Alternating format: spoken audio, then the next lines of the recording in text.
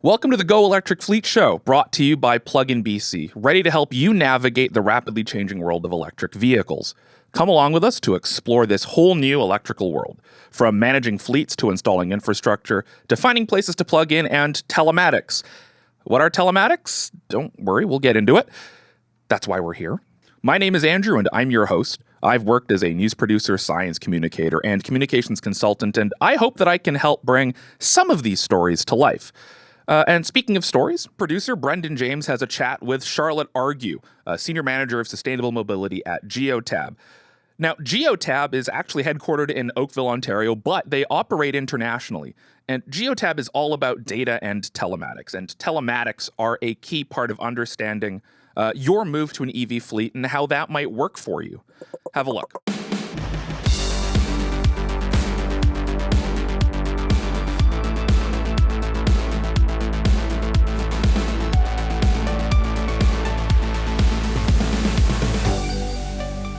All right, Charlotte Argue, welcome to the Go Electric Fleet Show.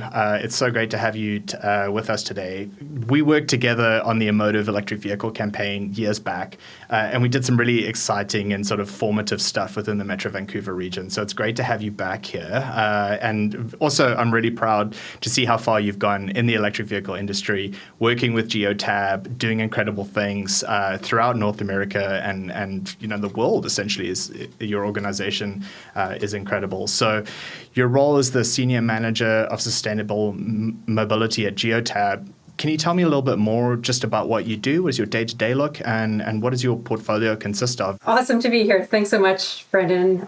Nice to see you and great to talk about my favorite subjects. So I'm always happy to chat fleet electrification. Yeah, so I've spent better part of 15 years in kind of the EV and green fleet industry, and the last almost 5 years I've been with GEOTAB.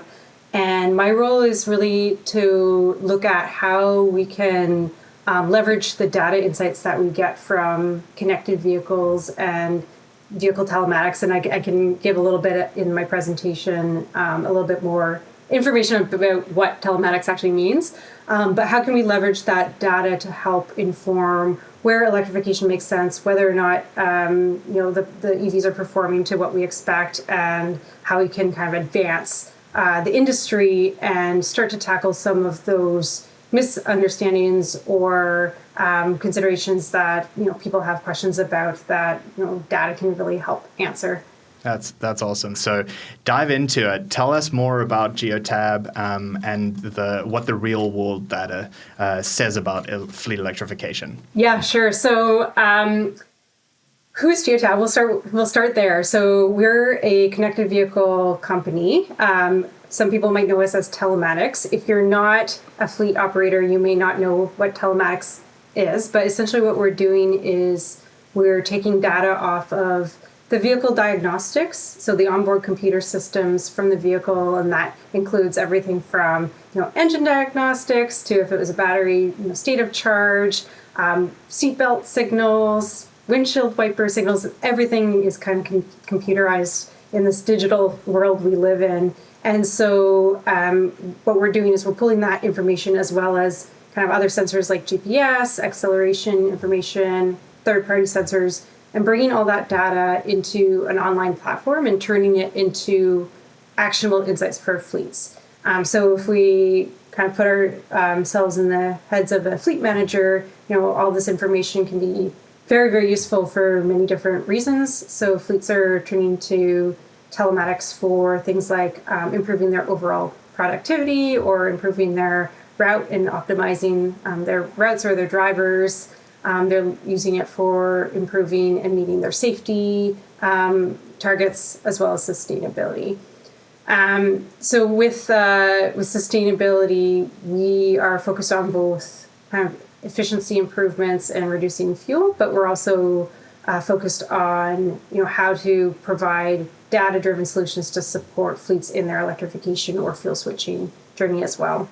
I'm based in Vancouver, in BC. The company GEOTAB is a Canadian company. We're headquartered in Oakville, but we operate around the world. So we have over 50,000 fleets who leverage our solutions today, and they represent over 4.5 million vehicles. So that means we have a lot of data. Wow, And as I mentioned, like my role and what I really value about kind of how the connected vehicle world can kind of integrate with the EV world is that a lot of that data can help inform, the electrification opportunity and inform, where EVs are performing well. And so I have a few slides through here. There's graphs, but I'll try to make it interesting to go through some of the learnings that we've had around that. Great. Before we dive in, maybe you get to this a little bit later, but like when you talk about telematics, many of the vehicles that you guys study don't have IoT connectivity. Like they're not like Teslas that upload information constantly to the cloud. So you might get to this later, but I'm just kind of curious for the viewers, how do you guys have the connection with the car?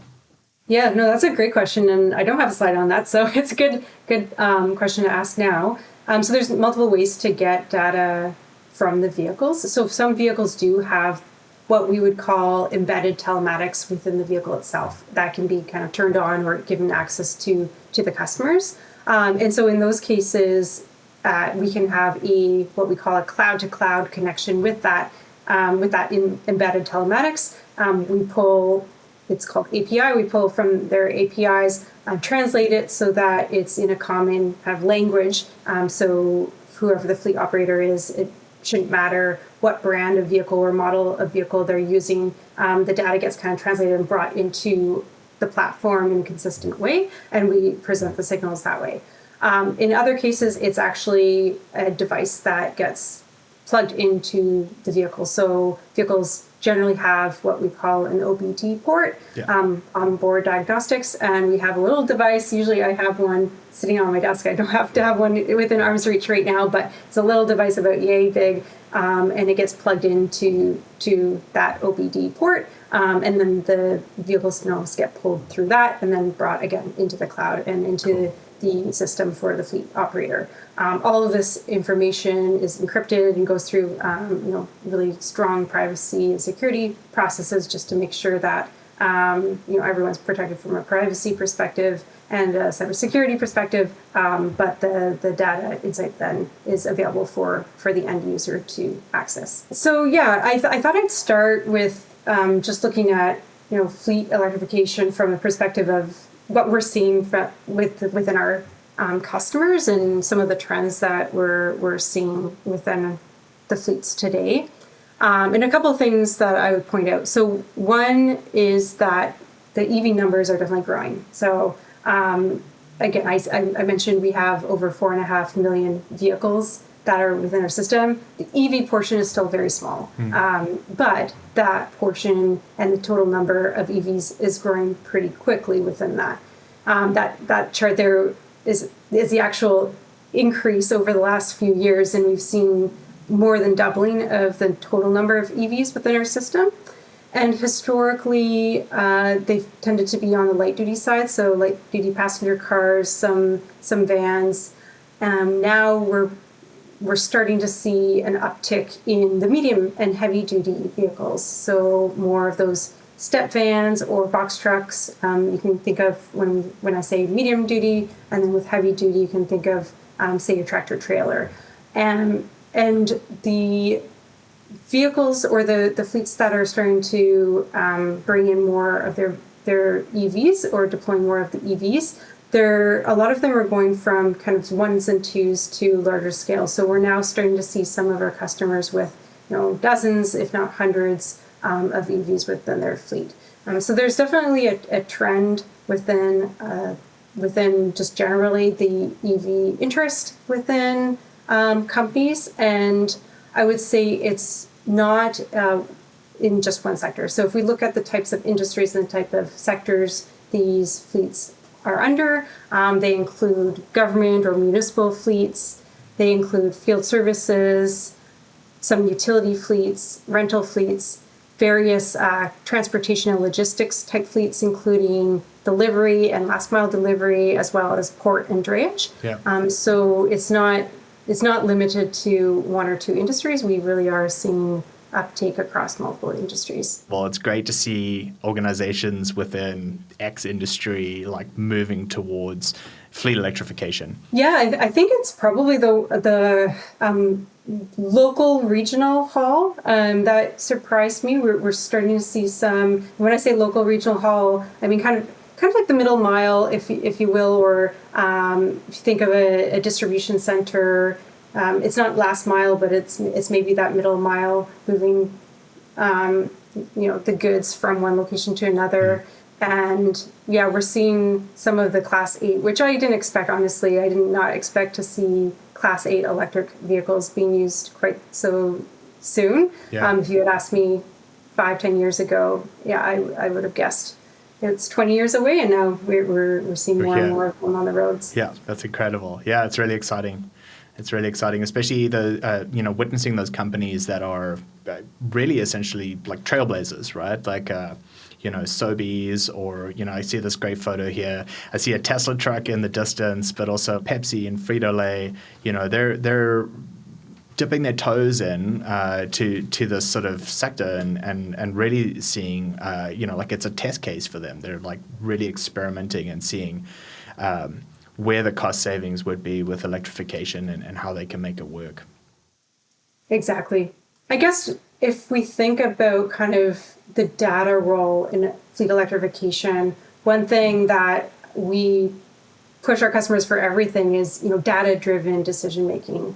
And so a way to think about the data behind, where EVs are making sense and where we're starting to see EV uptake happen through fleets is from the perspective of what we call an EV suitability assessment. So an EV suitability assessment looks at two things. One is whether or not the technology is capable of doing the job and the key one here is range. So we know batteries are so big, vehicles can only go so far before they have to recharge their batteries. And so what we're seeing, sorry, that's number one for EV suitability. The second piece to EV suitability is the cost. So is it going to be way more cost, or is the cost going to be so much that a fleet can't actually afford to electrify, even if the range capability was there? And so we look at total cost of ownership for electrifying versus for purchasing, the best-in-class or equivalent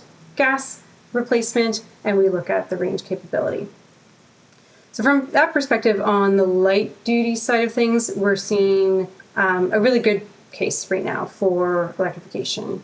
And this chart here, this is kind of scaled up. Like, it's good to do EV suitability assessments for individual fleets in their own vehicles. But what we wanted to understand is just if we take a step back and look at fleets at large, so how are light-duty vehicles that are in a fleet being operated today in Canada and the US, what portion of those vehicles theoretically could electrify based on those two conditions, so the range capability and the cost?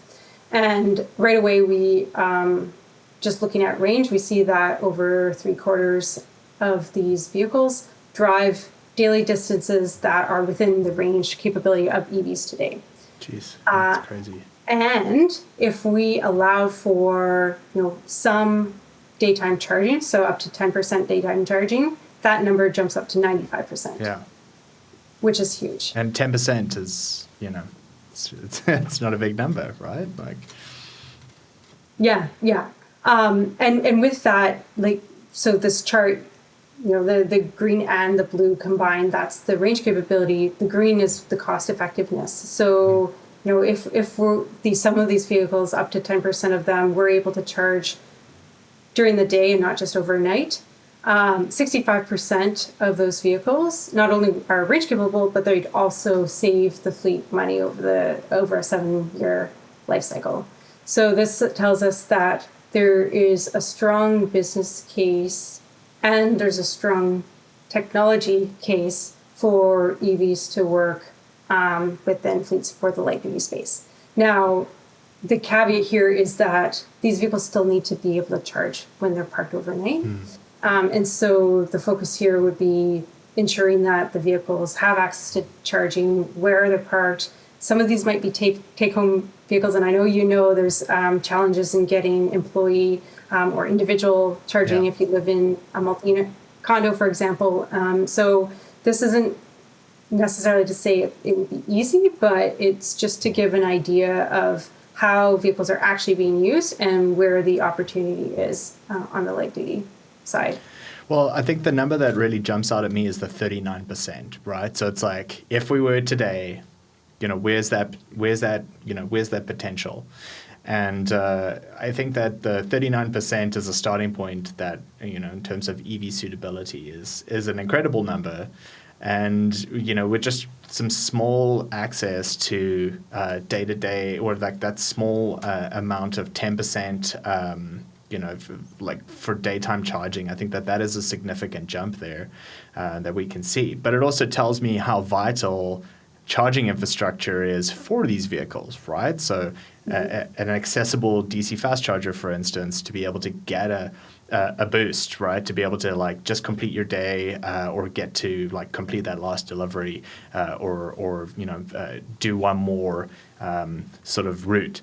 So yeah, it kind of goes in hand, right? We've identified the suitability, but then there's also the gap in charging as well, and how that can be addressed. Yeah. Now, we have to remember, this is all for light duty, and here the definition of light duty goes up to, say, light pickup trucks and light vans. With medium and heavy duty trucks, it's a little bit more complex because all of a sudden we're bringing in the payload component of this. And so the payload will definitely impact the range. And so you can't take a look at kind of a blanket approach on, this is going to be the efficiency. We do bring in speed and temperature and how that impacts efficiency when we model for the light duty. But with medium and heavy duty, not only do you have to take in those components, but you also have to take in, what is the payload that these trucks are driving, and then how does that payload impact the range capabilities. However, we can take a look at how vehicles and these trucks are being used today to start to get a sense on whether or not EVs could satisfy some of the duty cycles out there. And one of the kind of arguments against commercial trucks and electrification of commercial trucks is that, well, these trucks drive way too much, so there's no way an EV can fulfill the range needs for these trucks. So what we were able to do is look at, this is just for medium heavy duty trucks in Canada, but we were able to look at over the course of a year, what is the average daily distance these vehicles are actually doing. And instead of looking at just trucks, we can start to break that down. We can look at heavy duty versus medium duty, but we can also look at vocation. And by vocation, I mean, how is that vehicle actually being used? And I think it's a misconception when people think of heavy duty trucks. We always think, oh, that must be doing long haul, but there's actually a large portion of trucks out there today that are doing more local type operations, like door to door, hub and spoke, local, staying within a particular region. And so you can see on this top chart here, there's a clustering of those average daily distances being driven. That's under 200 kilometers. A lot of these are closer to 100 kilometers. And so that's huge. That's well within the EV capability of trucks today that are coming to market. Just by electrifying isn't necessarily going to be the most optimal use of those electric trucks. So replacing an EV or a gas or diesel truck with an EV, one for one, and looking at exactly how it's being used today, there's probably inefficiencies in how those gas and diesel trucks are being used that could be also addressed at the same time. And we know with electrification, there's this sweet spot, if you will, of if you drive it too much, maybe it's too far for the range and an EV won't be suited. But if you don't drive it enough, then you're actually not getting the cost benefit of having an EV. And we know for even on the light duty side as well, some it's both about right size in the fleet and putting the right application or putting the right vehicle in the application. So we know that there are vehicles out there that are underused. We know that there is capacity, as you mentioned, low capacity that is underused, and you can call that deadhead miles or empty trips. And so there's opportunity to better optimize those trucks and those assets and those routes at the same time as switching over to zero emission. And by doing both at the same time, then you can really get the most or optimize the technology. Cool. Yeah, this is great. I love this. I love this graph. This is incredible. Yeah, and just before I switch to the next graph, that second chart it was looking at the longest driving day of the year, and this is just to emphasize, we can't make decisions based on averages. I mean, averages gives us a good indication, but what about those longer days? We need to make sure that the truck is capable of doing all of the work that it needs to do. But even with looking at these longest days, there's still a clustering.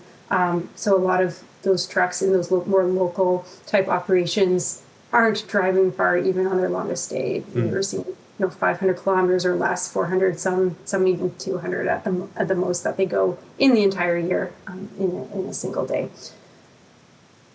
So driving distance is one kind of pushback, I would say, and we can see, well, there's certain trucks that should have duty cycles where driving distance isn't or shouldn't be a concern for EV range. The other thing that I often hear is, well, charging takes so long, so these trucks can't afford to go out of their way and stop to charge. And so again, looking at the actual duty cycle of the vehicles can help inform, well, is this a concern or not? And so here, again, just a macro level look at this from the perspective of dwell time. What we did is we took that same group of vehicles. So this is actually for Canada and US. The previous one was just for Canada. This one's for both. And we looked at 520,000 trucks and took the highest use days of the year for these trucks and then mapped out or plotted out how long they were parked for during that 24-hour period. And what we're seeing here, that bright green, that's the 12 hours or more. So what you're looking at here is, there's certain vocations, particularly long distance, where these trucks are not parked for very long. But there's still a lot of vocations where even on their highest utilized day, they're parked for 12 hours more, 6, 10 hours even. And that should be sufficient time to recharge those batteries. So if we can get the charging infrastructure in the locations where these trucks are dwelling or stopped anyway, then this is a good opportunity to not impact the duty cycle and to just take advantage of the natural dwell times of those vehicles. So another thing I'm curious about this one, another excellent chart is, during that dwell time, how much of that was idle time as well. Whether to keep the heating system on, whether to keep power to going to that thermocooler in the back so that all of your stuff is climate controlled or frozen. Those are the really interesting things for me in terms of diesel emissions specifically, because I know that a lot of these trucks sit and idle for quite long periods of time, whether in traffic, obviously, is a given, but also at their sort of location or at a rest stop or something like that. So this is great. There's incredible potential for doing a 2 or a 3 hour fast charge there and getting a full battery in some cases. Yeah, exactly. Or in some cases, maybe not needing a fast charge if they're going to be parked for 12 hours. Maybe you can get away with a lower power charging.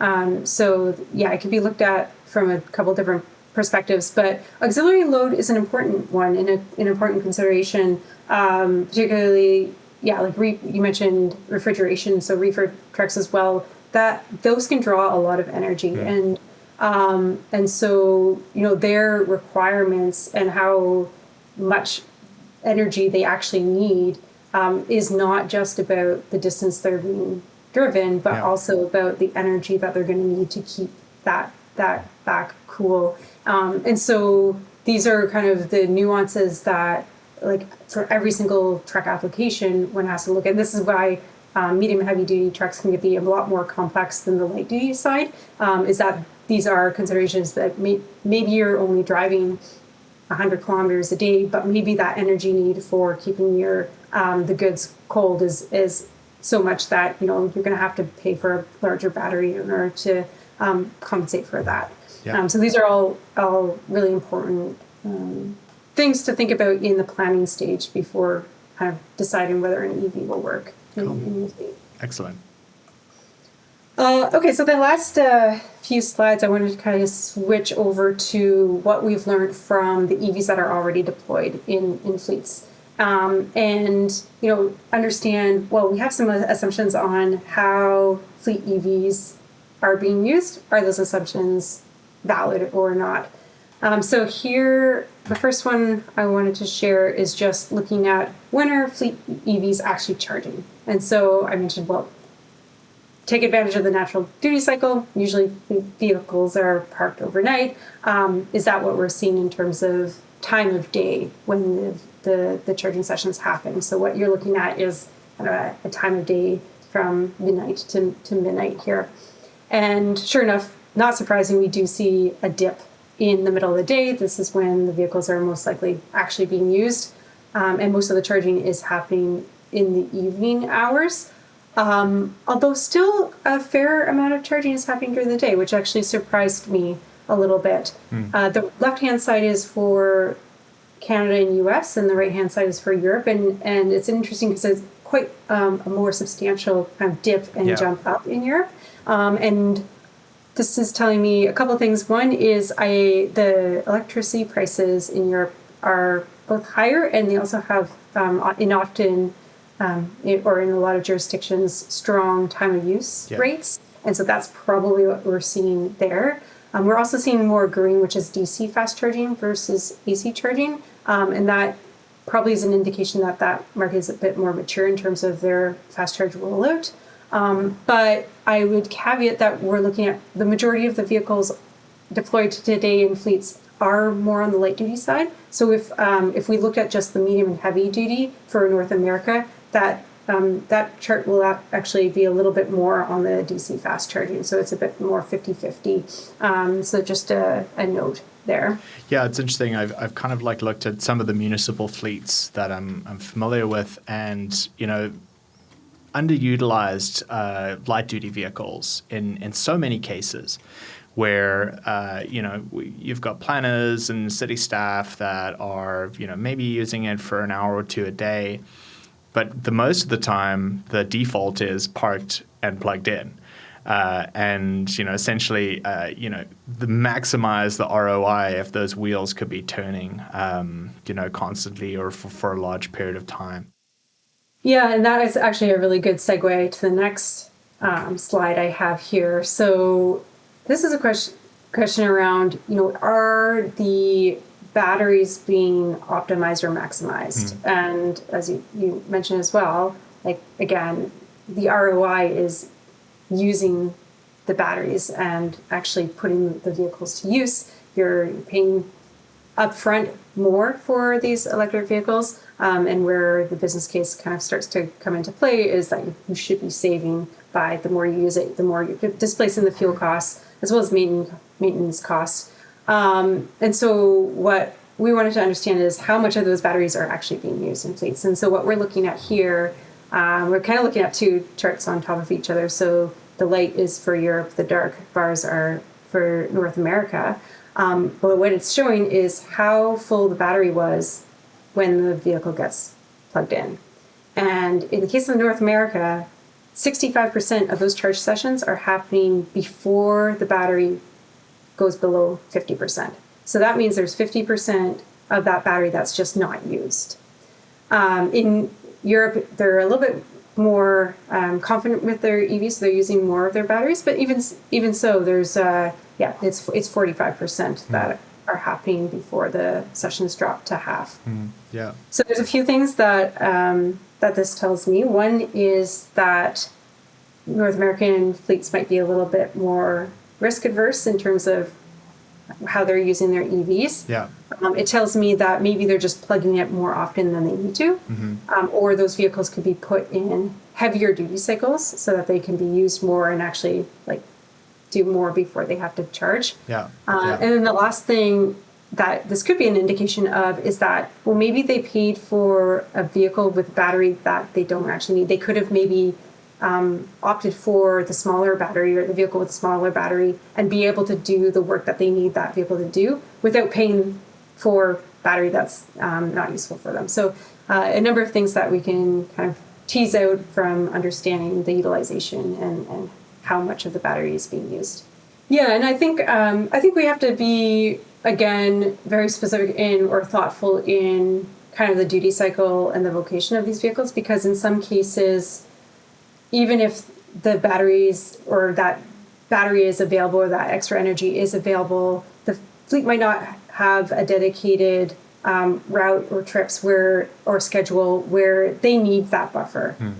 If they suddenly have to go out, they need to be confident that the vehicle is ready to go. Yeah. And so in those cases, it may not make sense for them to give away the energy if they need that kind of that buffer for themselves. But in some cases, like school bus, like other more dedicated routes where the schedule is kind of fixed, there could be an opportunity for that extra energy to go back in the grid and have a vehicle to grid. So I think it's important not to do kind of a blanket all approach in all cases with fleet electrification, but including in where we think about the opportunity for a vehicle to grid.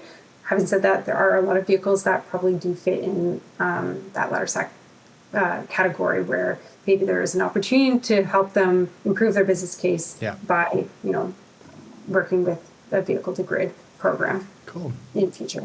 So those were kind of the graphs and the insights that I wanted to share. Just a few summary thoughts from that is one, and I kind of mentioned this a few times, but yeah, we can't look at fleets as a homogenous group, and I think it's really helpful to look at macro insights to help paint a picture on the EV opportunity, on how fleets are leveraging their EVs today, kind of to combat some of those misconceptions or maybe validate some assumptions. But then when it comes down to actual applications or actual strategy for an individual fleet, it really comes down to their specific data and understanding how are my vehicles being used today, where are they parked, when are they parked, how far are they going, how are they being operated, and that can help inform not only whether or not an EV is suitable for the job,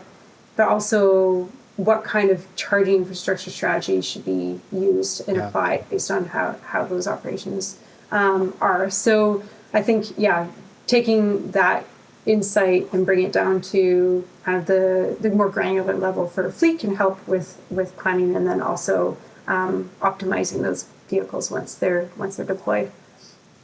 Yeah, that's great. So if I was a fleet manager, and I was like just exploring fleet electrification, and I had a great like an extensive mix of vehicles in a small fleet. Where along this journey of fleet electrification would a service or a telematics service like GEOTAB come into that?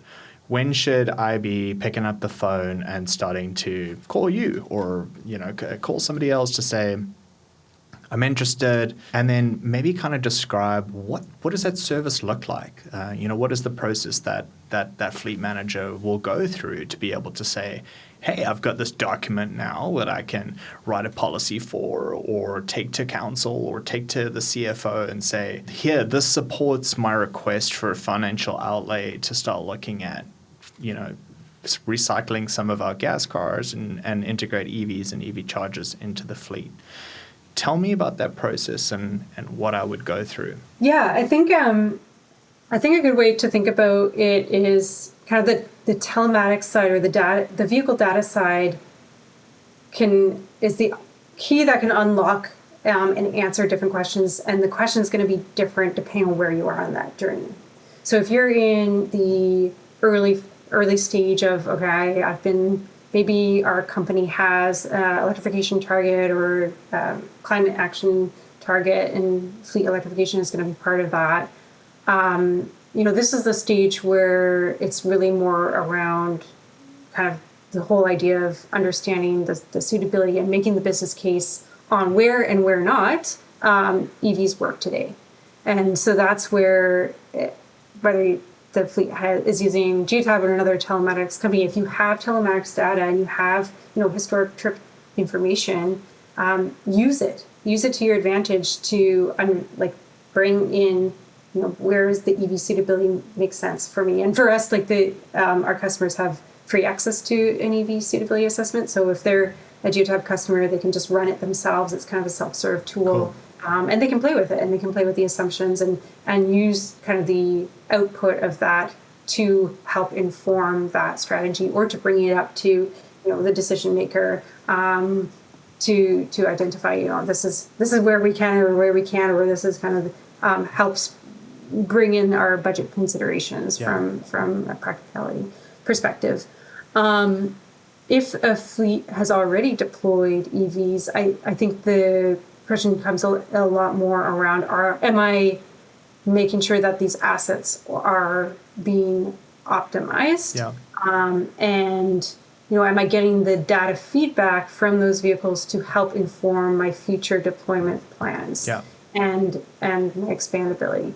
So from there, it's the data and the solutions that are going to be needed from that perspective is going to be very different. It's going to be looking at the actual utilization of my EVs, and looking at am I getting the range that I expected? Am I getting different efficiency from different drivers or on different routes? What is happening with my charging? Am I able to, optimize my charging by having multiple vehicles leverage a single charger, or am I going to continue to need a 1-to-1 ratio? And it gets even more complex than that in terms of, you can tie in the software for your load management system, for example, at your depot with your telematics system, so that the prioritization of where the power is going and when, and the prioritization of which vehicle needs to charge when, can have that holistic point of view. It's going to be really, really challenging for a fleet to manage a suite of EV vehicles without having that connectivity, without having telematics to support it. Totally. And there's numerous, I just kind of scratched the surface on that, but there's numerous ways in a fleet operator can take advantage of telematics.